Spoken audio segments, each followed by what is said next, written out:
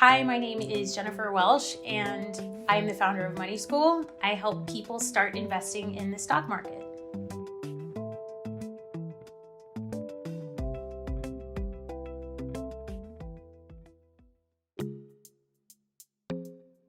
In my previous life, I was about the least responsible person with money that you would ever meet. It was a lot of eating out. It was eating and drinking and clothes and shopping and things like that built up to $30,000 of credit card debt slowly but surely over probably about a decade. It weighed very heavily on me. I was embarrassed. I was ashamed. I kind of kept it a secret from most people.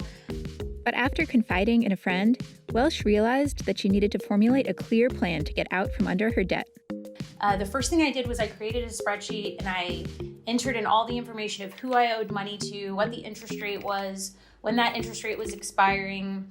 So the next thing I did was I consolidated all of the credit cards that I had. There was like 5 of them at the time. So I started shopping around for a credit card with a friendly introductory interest rate. And I found one that had a 24-month 0% introductory rate. So what I did was I transferred all my balances to this credit card. So I considered that 24-month expiration date my deadline. So I took my total debt and I divided it by 24 months, and it came out to be something like $1,300 a month. And I think a $1,300 a month down payment towards anything new is hard to accomplish, and it felt impossible to me. I divided it by 4. Every Sunday, I logged into my one credit card platform, and I paid $320 a week or something like that every week. So I broke, I guess, this big goal down into small goals, but I also had a deadline. In exactly 24 months, Welsh paid off her debts. She didn't keep a strict budget, but knowing she had to make that weekly payment incentivized her to change her habits. I was so motivated by this weekly goal that I stayed home more often. I started cooking more. I realized that the things that I thought were fun and fulfilling, like going out to eat, going out for drinks and socializing, while those things are lots of fun, they were actually like kind of the root of the problem. So I didn't cut anything out entirely, but I reduced the number of nights that I would go out.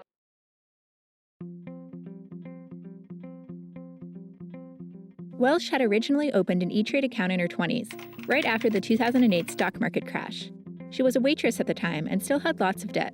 But her father, a stockbroker, had advised her that if she was interested in investing, now was the time, since, as he put it, everything is on sale. And I was picking stocks, and I did not have a clue what I was doing. I didn't have a strategy. I didn't have a methodology. I didn't know what I was doing, but I was interested. But after moving to New York to work at a startup, she stopped investing, only opening her E-Trade account if she needed to sell stocks for some quick cash.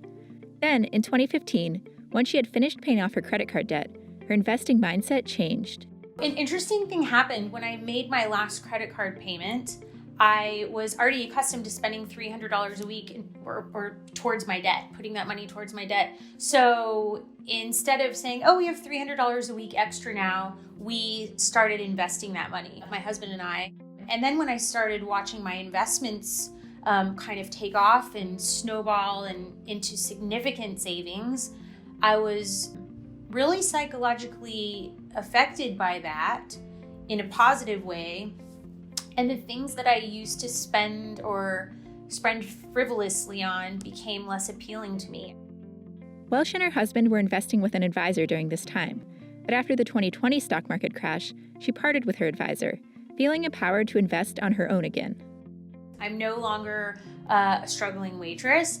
I don't have my credit card debt anymore. And my dad's advice just all came back to me. Everything's on sale. We agreed to an amount that we would start investing every week. And I didn't want to make the same mistakes as before. I didn't want to pick stocks willy-nilly. And I didn't want to buy stocks that I would want to sell anytime soon. So I was very dedicated to the research. And it was COVID and we were locked in the house anyway. So I was baking bread and I was learning about the stock market.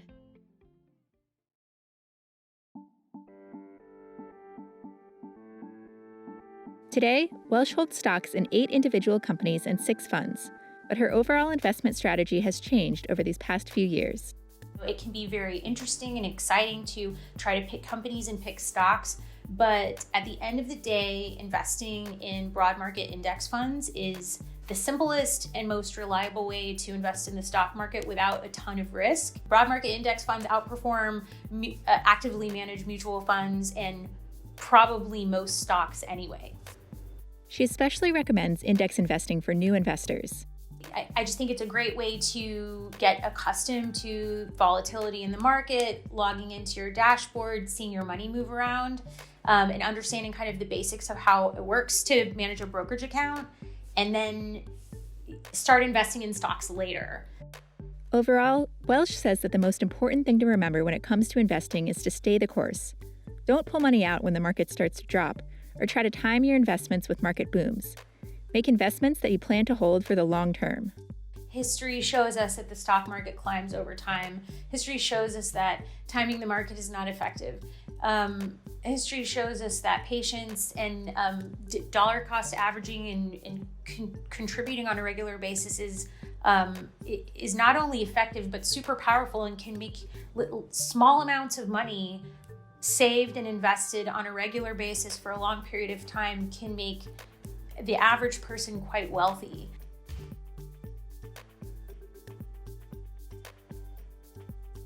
Invest in you. Ready, set, grow. CNBC and Acorns.